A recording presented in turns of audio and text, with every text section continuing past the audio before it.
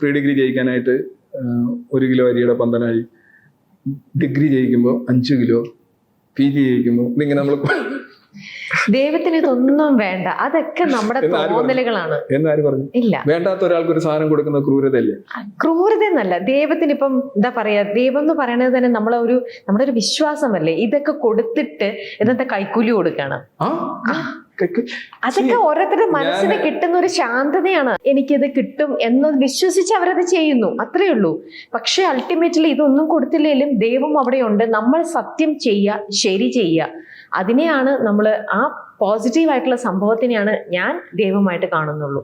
അല്ലാതെ ഈ പറയുന്ന പോലെ ഒരാൾ കുരുതി കൊടുത്തുകൊണ്ടോ നമ്മൾ തെറ്റായിട്ടുള്ള കാര്യങ്ങൾ ചെയ്ത് എനിക്ക് എന്തെങ്കിലും നേടാൻ വേണ്ടിയിട്ട് ഇവിടെ ദൈവത്തിന് ഞാൻ ഇവിടെ സാധനം കൊടുക്കുക, കൊടുത്ത് എനിക്കൊരാളെ, അതിന് കാര്യമില്ലല്ലോ. ആക്ച്വലി അതാണ് ചെയ്യുന്നത്. 3 B's: ബെഗ്, ബ്രൈബ്, ബ്രാഗ്. അതാണ് ഫെയ്ത്ത്. ഭക്തി എന്ന് പറഞ്ഞു കഴിഞ്ഞാൽ you beg for things to happen for you most of the times. And പിന്നെ പറയും വിശ്വശാന്തി.